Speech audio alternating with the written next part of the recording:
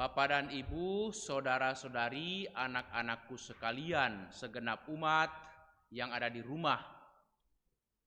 Hari ini Yesus mengajari kita 3 hal yang pokok dalam hidup beriman,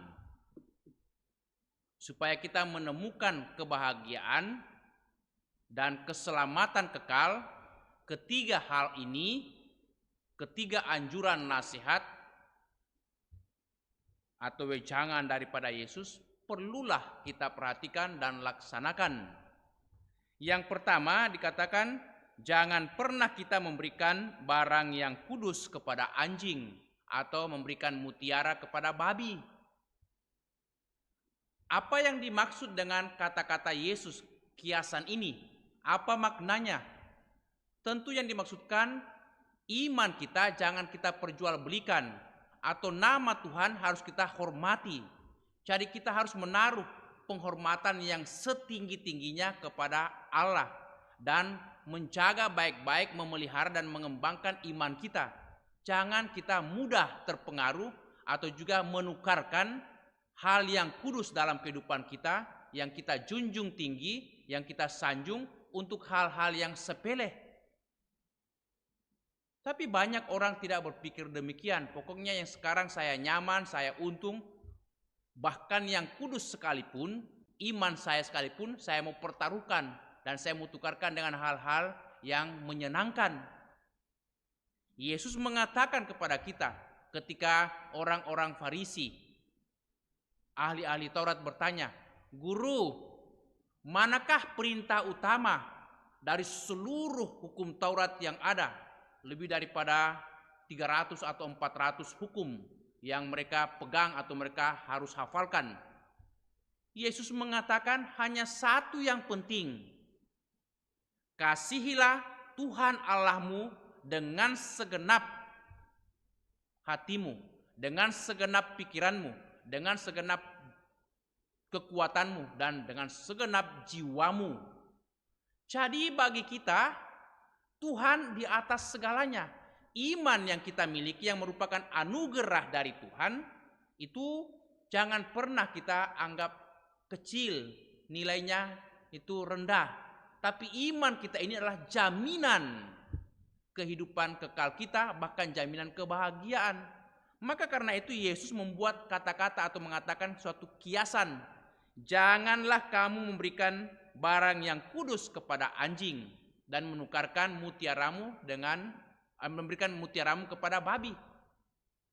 Jadi kita harus menaruh hormat dan cinta kasih yang setinggi-tingginya kepada Tuhan kita. Karena iman kita inilah yang menentukan kehidupan kita. Memang hidup orang beriman dengan orang yang tidak beriman ternyata kelihatannya tampaknya itu tidak ada bedanya, sama saja. Orang beriman juga mengalami masalah, orang tidak beriman juga mengalami masalah. Orang beriman juga ada yang sukses, orang yang tidak beriman juga banyak yang sukses. Orang beriman juga mengalami sehat dan banyak yang sakit, orang yang tidak beriman juga sehat dan banyak yang sakit, sama. Lalu di mana bedanya orang yang beriman dan yang tidak beriman?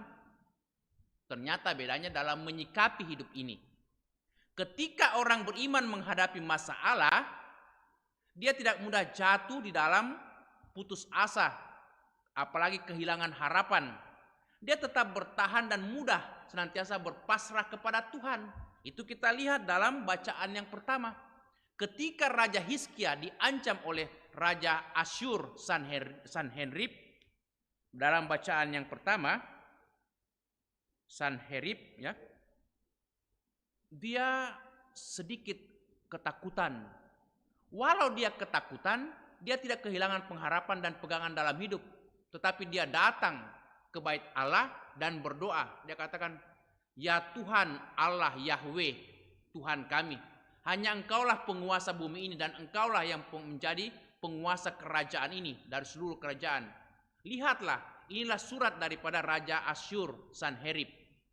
Dia akan menghancurkan kerajaan kami, menghancurkan kota kami Yerusalem. Kami hanya berpasrah, kami hanya memberikan kepadamu nasib kami. Terserahlah Yahweh mau bertindak terhadap kami mau melindungi kami atau bagaimana, kami terima semuanya. Iman Hizkia, Raja Hizkia luar biasa. Dia percaya pada penyelenggaraan ilahi, sehingga dikatakan Tuhan mengatakan itu nubuatnya kepada Nabi Yesaya, katakanlah kepada Hizkia rajamu bahwa kerajaan Yehuda, kota Israel, kota Yerusalem tidak akan dihancurkan karena dia mempunyai iman dan punya kepasrahan. Tuhan akan menghalau, bahkan akan membunuh tentara-tentara Asyur yang akan datang menyerang, dan memang dibunuh, ratusan ribu yang dibunuh. Itu kuasa Tuhan. Iman Raja Hizkia menyelamatkan bangsanya, menyelamatkan kerajaannya, dan menyelamatkan dia sendiri. Itulah iman. Lalu yang kedua, Yesus mengatakan hal yang kedua yang pokok, segala sesuatu yang kamu kehendaki diperbuat orang lain kepadamu, perbuatlah juga demikian kepada mereka. Itulah isi seluruh hukum Taurat dan kitab para nabi. Jadi Yesus mengatakan hal yang moral. Apapun yang kamu kehendaki supaya orang buat padamu, buatlah lebih dahulu kepada mereka. Ini kan seruan moral yang berlaku kepada semua agama, berlaku kepada siapa saja. Bukan pada kelompok tertentu, bukan kepada agama tertentu, tapi semua orang yang ingin diperlakukan baik oleh sesamanya harus berbuat baik terlebih dahulu kepada orang lain. Dan itulah juga yang dikatakan oleh Yesus. Dan perintah utama yang kedua yang tidak kalah pentingnya dengan perintah yang pertama adalah kasihilah saudaramu atau sesamamu seperti dirimu sendiri. Jadi mengasihi sesama sama dengan ketika kita mengasihi diri kita sendiri, dan mengasihi diri kita sendiri ketika kita sanggup mengasihi orang lain. Maka kita tidak bisa hidup sendirian di bumi ini dalam masyarakat. Kita juga harus menoleh ke samping, kiri dan kanan, ke depan dan ke belakang. Banyak orang di sekitar kita yang butuh perhatian, yang butuh dukungan, yang butuh doa-doa kita, yang butuh nasihat, yang butuh bantuan kita. Selagi kita ini sebagai manusia yang adalah makhluk sosial, kita butuh orang lain. Dan karena itu kita butuh orang lain, kita mesti punya belas kasihan. Yesus mengatakan kalau engkau berbuat baik kepada sesamamu, maka perbuatan baikmu itu akan kembali kepadamu dan mendatangkan berkat dan rahmat. Tetapi ketika engkau berbuat jahat kepada sesamamu, maka perbuatan jahatmu itu akan berbuah kejahatan kembali kepada dirimu, mendukakan kamu, membuat kamu tidak bahagia, tidak tenang, tidak tentram. Maka kalau kita mau bahagia, berbuat baiklah sebaik-baiknya, semaksimal mungkin kepada sesama. Itu kunci kehidupan bersama. Dan yang ketiga, Yesus mengatakan, jikalau kamu ingin selamat, ingin memperoleh kehidupan yang kekal, ingin memperoleh sukacita, baik di bumi maupun di akhirat nanti, maka masuklah melalui pintu yang sempit itu. Pintu yang sempit dan jalan yang sesak, kecil-kecil dan banyak itu tanjakan, banyak kerikil, banyak itu ya jurang, bahkan juga bukit-bukit harus dilewati. Tapi orang tidak mau lewat itu. Orang lebih senang jalan yang lebar dan jalan yang mulus, tetapi menghantar kepada kebinasaan. Yesus mengatakan apa kepada kita? Jikalau kamu mau menjadi muridku, mau mengikuti aku, kamu harus menyangkal diri setiap hari, memikul salib dan mengikuti aku. Menyangkal diri, memikul salib, mengikuti Yesus adalah jalan sempit, pintu yang sempit dan jalan yang sesak.